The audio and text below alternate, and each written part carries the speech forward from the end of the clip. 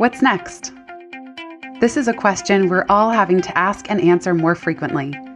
I'm Jenny Blake, your host of the Pivot Podcast and author of Pivot, The Only Move That Matters Is Your Next One.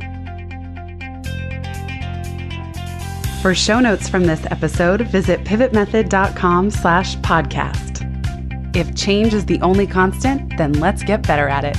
Here we go. Hello, my long-lost friends. Did you miss me? I ended up taking an unexpected, 6-month hiatus from publishing this podcast. But don't worry, it was for very exciting reasons that I'm going to share more about in a minute. And I'm even more thrilled to be back in action, more energized than ever.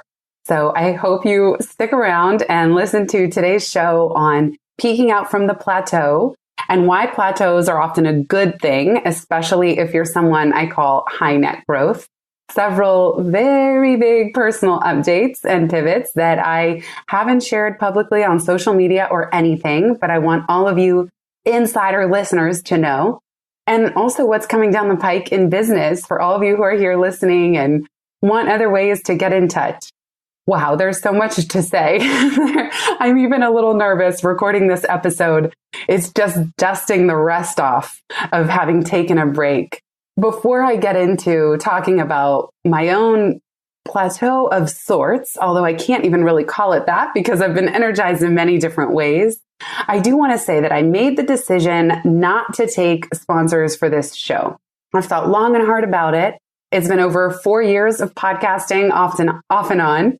And I keep debating. It's a lot of work. The life of an episode is about 30 different steps in the process from start to finish. I really do think that podcasting itself is a full-time job. Even if you're a solopreneur, if you're adding a podcast, it's like doubling the workload. And so I've been thinking about how do I make it sustainable, but I just do not feel right about hawking random products on this show. Even if I believe in them or could get myself toward believing in them, I really don't want to be selling mattresses and meal boxes and this kind of thing. I'm just not interested. And I don't want to spend the time. Even when I was considering a sponsor at one point, I remember changing ever so slightly my release schedule, the topics, and wanting to kind of please them. That's not what I'm about here. I want to only share with you the things that are from my heart, from my soul, that I really believe in. And I don't want to be paid to say anything that I don't want to say. So for that reason, I am going to pivot slightly. I was doing Patreon for a while, but I want to make things even simpler.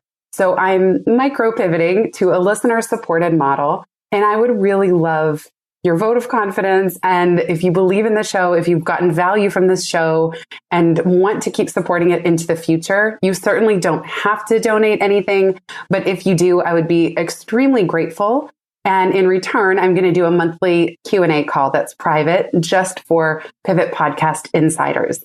This is already something I do every 2 weeks for Momentum, my private community for side hustlers and solopreneurs. And it's my favorite thing in my business. We have so much fun on these calls. I really love them. And I really love building a more tight-knit relationship because as much as I love being here and talking out to all of you, I can't see you, I can't hear you, I can't know what follow-up questions are on your mind. If you're interested in supporting the show, you can visit pivotmethod.com/insider. And again, you'll get a monthly private Q&A call with me. You can ask questions in advance, even if you can't make it live. And you'll get all the recordings as well as archives as we build up the Pivot Podcast Insider Archive. And I also want to give away a Pivot Mastermind Toolkit as a bonus. As a thank you for being part of the round 2 founders. We did Patreon for a while, but it was just too many bells and whistles and it added complexity. That's not the goal here. This is $8 a month. You'll get a Pivot Mastermind Toolkit to launch either a pop-up Pivot Mastermind for 3 months with a small group of friends or in an ongoing way. And I'll give you facilitator guides and toolkit and even an audio to kickstart some tips for leading a mastermind. So that's at pivotmethod.com/insider. Thank you so much in advance. And I know it's a little weird to put that out there, right? When I'm just restarting the show and you haven't heard from me for 6 months. But that's what brings me into today's topics. So I'm going to share some personal updates. And also part of my pseudo plateau is rethinking how I can make things more sustainable moving forward. And how do I do the things that I love without getting bogged down by the details or the shoulds or how things need to be done in a way that just isn't sustainable. Okay, first, personal updates. I can't even believe I'm saying this out loud.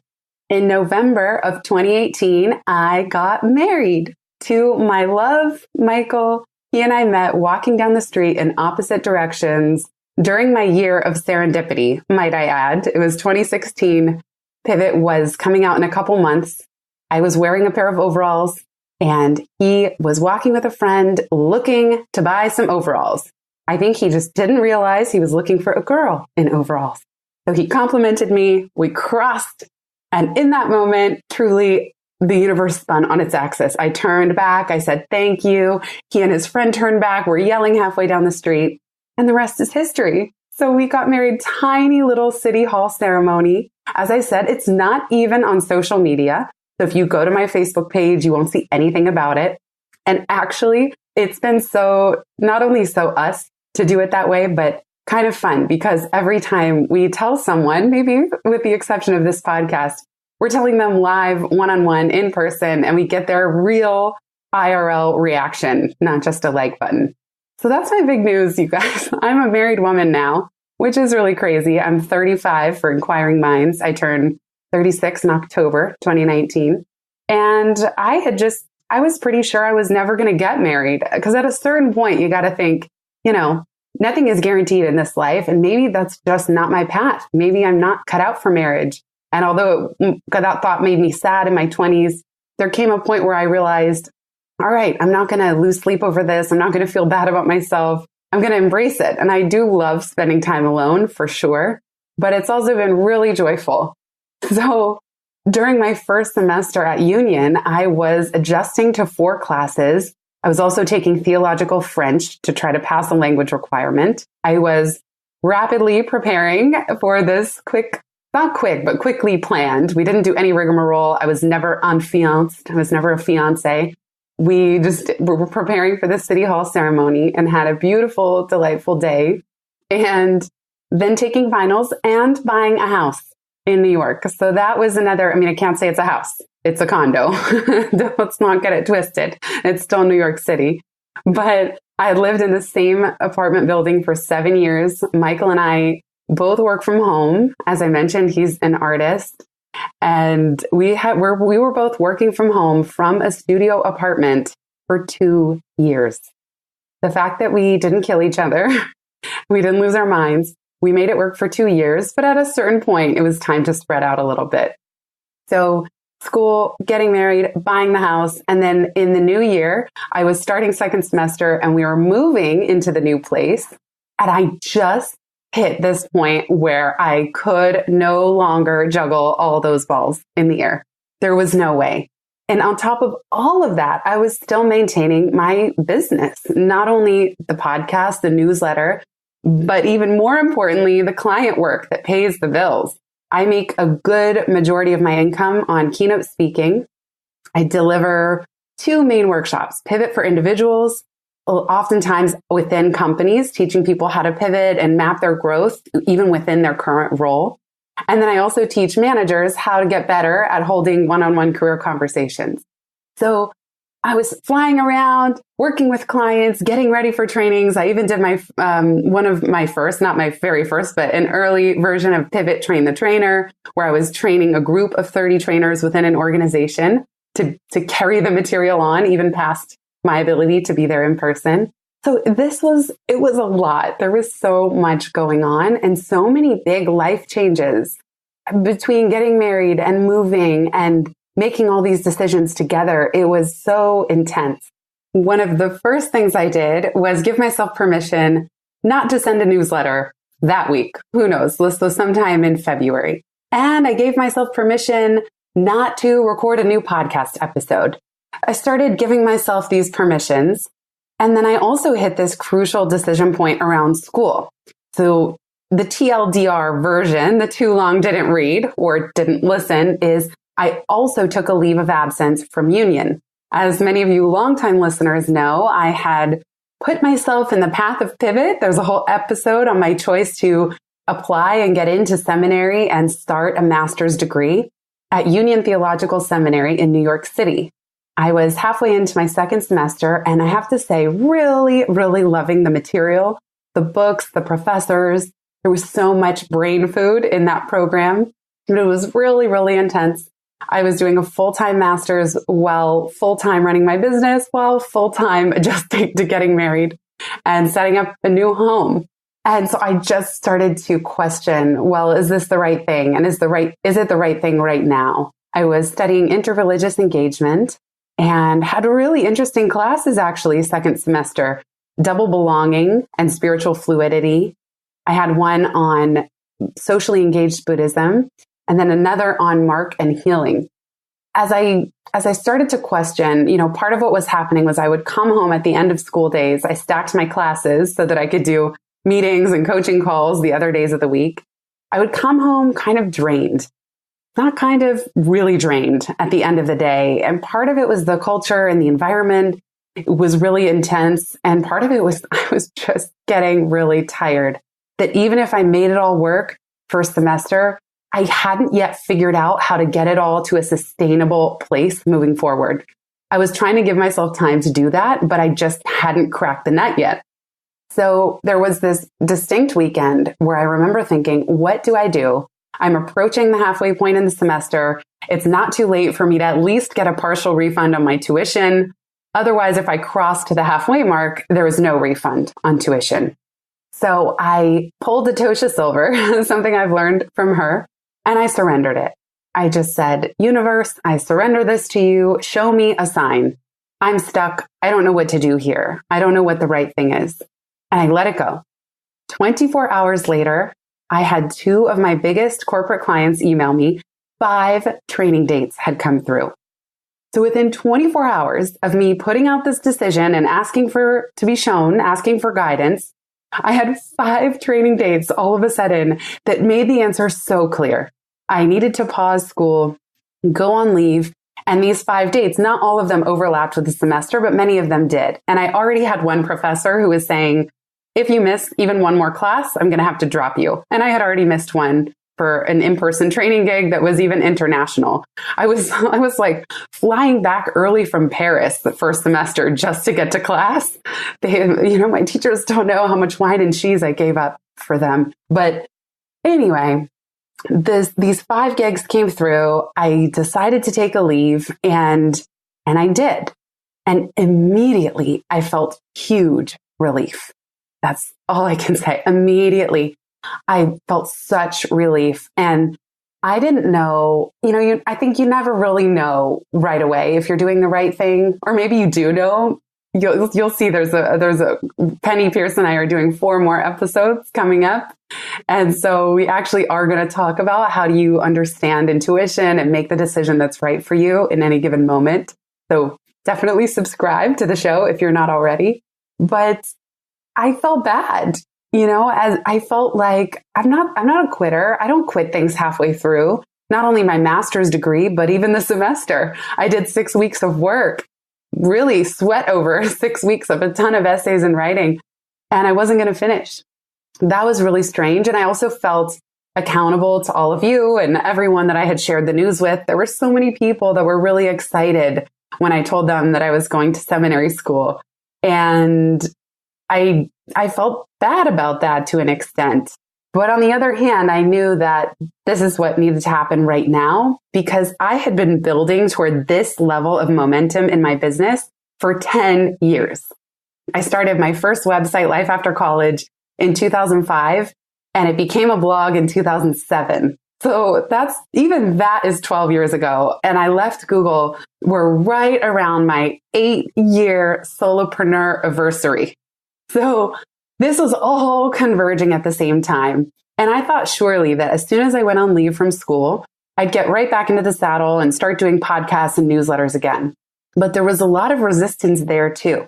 For some reason, at that moment in time, something about the podcast was feeling like a should, and it wasn't sparking joy. Now, before you misinterpret that, I love this show. I love all of you for being here listening. I love my guests, and I really love the podcast. It has been the most priceless gift these last 4 years. But there was something that needed to shift because, as I mentioned at the beginning, it just wasn't set up in the most streamlined, sustainable way. So I just let myself be at this plateau, at least let's call it a public facing plateau. And I talk in Pivot, the book, about hitting plateaus and pivot points, and that it's not a bad thing. Hitting a plateau or a pivot point is not a problem. It is not a personal shortcoming.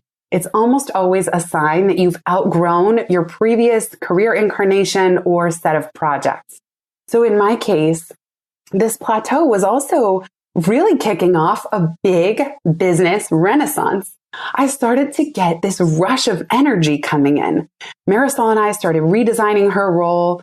We started documenting all of our systems, all of my operating philosophy and how I make decisions in my business, all of our automations.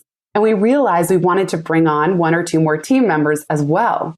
So in saying no, there's this John Maxwell quote, say no to the good so you can say yes to the best. And I've known that quote for a long time, but this was really one of those cases where in saying no and freeing up time and more importantly, energy, I started to get this surge of momentum again. And of course, this is why I named the private community Momentum, because I think that at the end of the day, momentum is what we're really after. There's no there. Any one of you who listen to this show, you're on board with that. You know that this moment right now, this is what we have, and that learning and growing and making an impact is as important as any end result, as any launch moment, as any accomplishment that gets frozen in time. It's really a sense of forward momentum that we're after. And doing that with a sense of fun, freedom, and flow. Those are my metrics for business success. It is not just about the money. It's really, money is so secondary to me to, am I having fun? Am I following the flow of what I'm meant to do? And am I working in a flow state where I'm super energized? And am I experiencing greater and greater freedom in my business? Because those of you who have a side hustle or your own small business, it's not meant to feel like an albatross. I often, when I'm coaching clients, I'm often telling them, don't think that you're just going to quit your job and start your own business and all of a sudden everything is sunshine and rainbows. If you don't address your boundaries and your values and how you define success and freedom, you are going to become that boss in your own business. Like, it's very, very easy to recreate the patterns of shoulds and stuckness that you experience working for someone else while working for yourself. There's no law that says just because you quit means you suddenly know how to be the best possible human being. Really, Penny and I are going to get into this on the next few episodes coming up. But I think there's so much wrong, actually, with the way that we work. Monday through Friday, 9 to 5, 9 to 6, 9 to 9. It's such a construct. It has nothing to do with our actual energy, our bodies, how we're most energized, when our energy peaks and drops during the day. It has nothing to do with it. Side note, I just read the book, It Doesn't Have to Be Crazy at Work by the founders of Basecamp, and it is so, so, so good. So I will put that in the show notes. You can get the show notes at pivotmethod.com/123. That's kind of cool. I like that this episode is 123. I'm back. Anyway, It Doesn't Have to Be Crazy at Work is so good. Highly recommend. And I highly recommend just rethinking assumptions about how things need to be done. That's what I'm right in the thick of. I'm nicknaming this JB 3.0, even Momo 3.0. We call Momentum, the members, we call it Momo for short, Momo 3.0. This is about saying, okay, I'm going to walk you exactly through the pivot method. The 4 stages boil down to what's working, what does success look like a year from now, what's out there, which includes people, skills, and projects, and what can I try?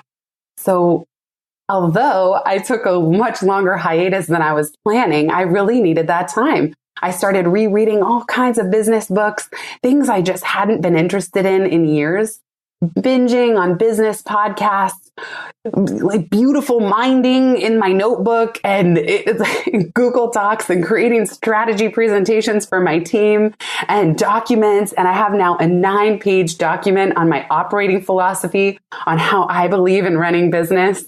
And it doesn't just include like agile development principles. It includes things like go with the flow of energy, read the signs, always aim for the highest good for all involved. There's really a blend of those two things. And it's been so fun. I can't tell you, I love building my small business. I'm starting to call it solo pluspreneur because if I say solopreneur, much of the time of these last 8 years I was, but increasingly, Marisol's been with me for 5 years. We met when she was still a junior at Yale. And it's not that solo, or at least it's solo plus. I still don't have anybody on the team full time, but I'm super excited to be welcoming longtime Momentum member and JV advocate. She even hired me to speak for Life After College prior to joining Momentum, Stephanie Houston. She's now launching out onto her own journey into solopreneurship. And then a really wonderful woman named Brenna, who's coming on to help with podcast production. And who knows, maybe even expanding beyond. But so far, this is really fun to have a tight-knit team. And I'm also upgrading online services that we're using. So starting to use Zendesk for ticketing and possibly a new platform for hosting courses. And it's just time for a refresh. So although plateau tends to have a negative connotation, and certainly it looked like a plateau, if not just MIA. In fact, I'm very sorry to have ghosted all of you. I didn't do it on purpose. I really thought the break would be much shorter, but it wasn't a plateau on the inside. So I think that's what's interesting. There's a difference between a rut where you just have no energy at all and you're drained and you're burnt out, and then a plateau where you just kind of hit the wall on something or need to pivot. This is why I wrote Pivot, because I knew that for the rest of time, I could hang my hat on exploring change and how do we get better at navigating the change process. With that, I'm very excited to share what's coming up on the podcast. One of my goals is becoming more strategic about planning content, mapping it out, possibly even batching interviews to 1 or 2 weeks in each quarter, just so that I can move those episodes through their 30-step journey in a more consistent way. And of course, the end result as well is to get you more consistency. It's not ideal, although I'm giving myself permission and saying it's okay to take breaks when you need them, even without explanation or knowing when they're going to end. It's not ideal. Of course, I don't want to just ghost on you every time. It's really comes back to a mantra that I have. Stress is a systems problem. And in fact, now the more I work in social justice spaces, that can be meant in 2 ways. Stress is a systems problem, as in we're actually all part of systems, huge systems and invisible systems, invisible privilege. That's for another show. But on a personal level, on a small business level, stress is usually a systems problem. That so much of the time, if it's not a total misalignment and you generally like what you're doing, it's a sign that, okay, there's room to shift a little bit and say, what's energizing me? What's draining me? And of the drainers, which I got that language from my friend Josh Allen Dykstra, I just got certified in a new instrument called Strength Scope. That's really cool. We'll have to do another show on that. And there's a workshop on it in Momentum for any of you who want to join us there. But you can look at your drainers, and for any drainer, ask yourself, what do I need to do or most want to do? What can I drop? Nobody needs to do it. What can I delegate? And what can I automate? Marisol and I had some very fruitful discussions about designing her role, looking at what it's going to look like for the next year, now that she has 5 beautiful years that I'm so grateful for under her belt with working with me. And in designing her role, there was some stuff that we decided to move off. And always those conversations lead to insights and innovations for us around automating and getting even better and more tightly honed in our systems.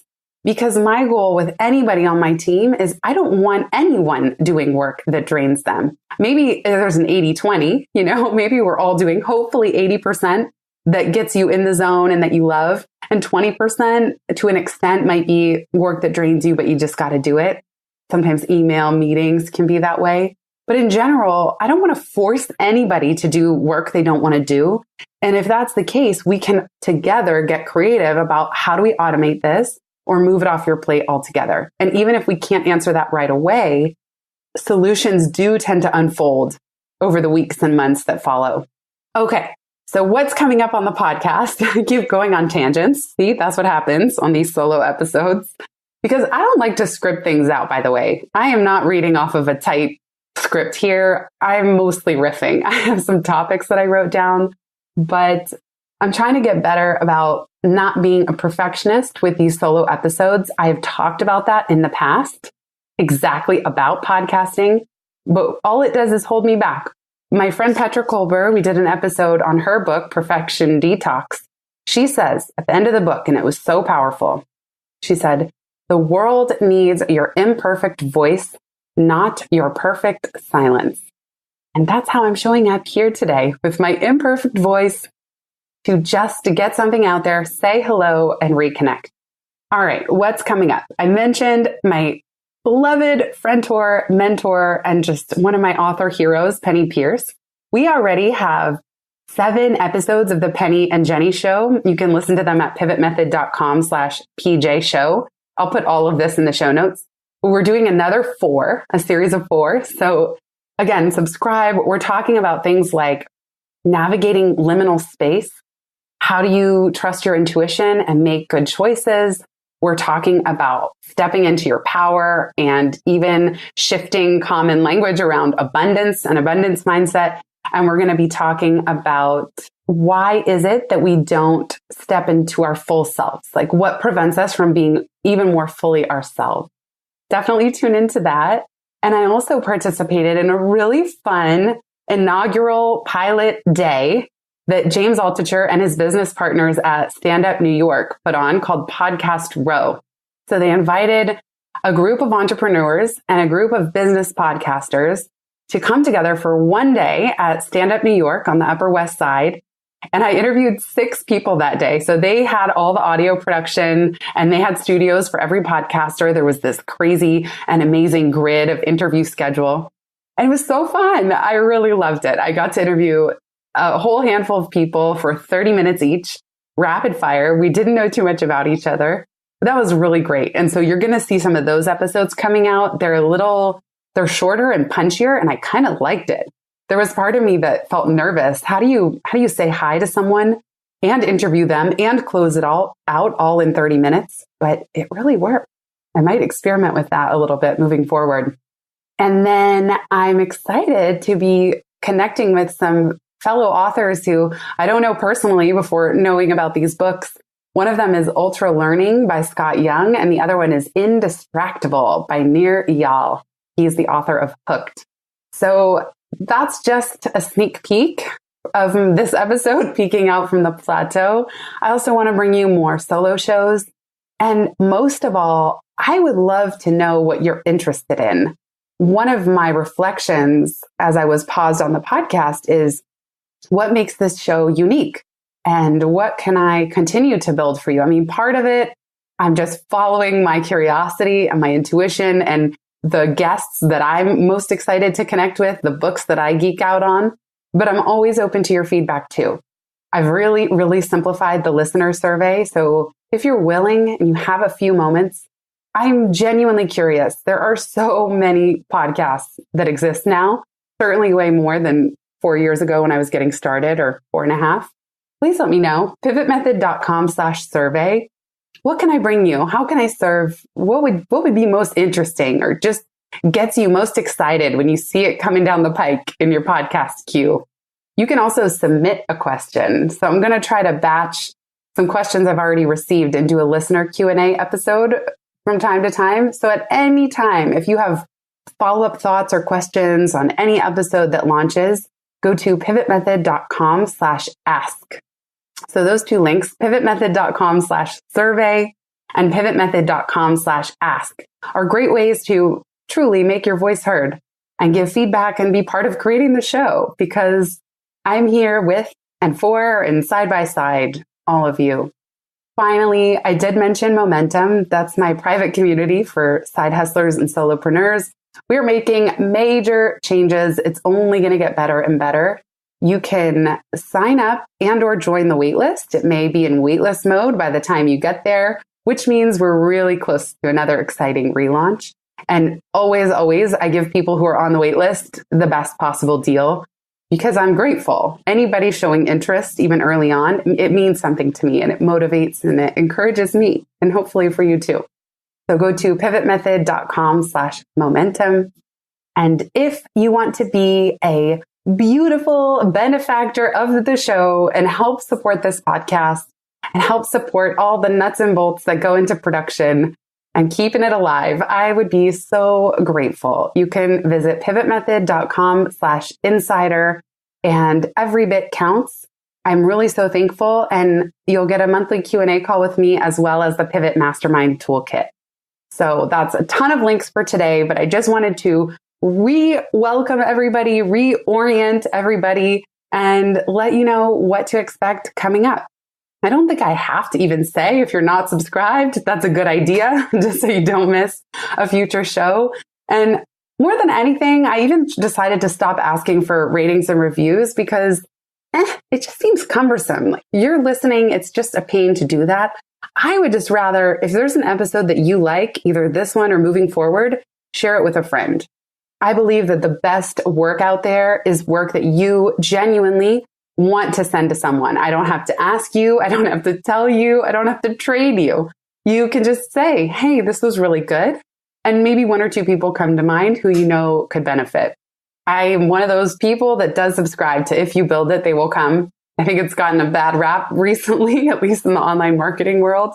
It's like, no, you have to build it and then tweet about it and then post it on Facebook and Instagram and Snapchat, and then they'll come. That's not my style. So if you like what's here and you want to share it, I'm always grateful. Thanks again, everybody, for being here, for sticking around. If you're listening to this episode, it means you did not unsubscribe just because you saw that I was on a break. So I really appreciate that. And I want to keep bringing you the best show that I possibly can. Thank you so much, everybody. And I will see you on the interwebs, pivotmethod.com/survey if you want to tell me some quick thoughts. And pivotmethod.com/insider will give you access to that free monthly, well, it won't be free because you'll be supporting the show, but the monthly Q&A call with me. And again, you can submit questions in advance and listen to the recording, so there's no pressure to have to make it live. You're amazing. Thank you for being here. Thank you for listening. And I wish you all the best and a feeling of wind flying through your hair as you experience forward momentum, fun, freedom, and flow on everything that you're working on right now. Thank you, everybody.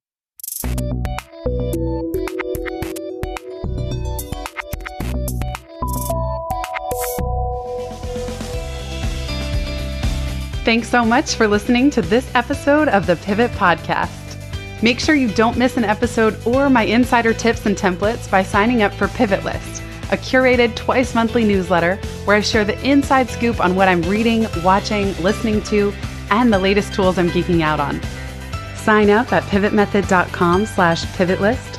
Get show notes from this episode at pivotmethod.com/podcast and connect with me on Twitter at Jenny_Blake. Remember, build first, then your courage will follow. Hasn't it always?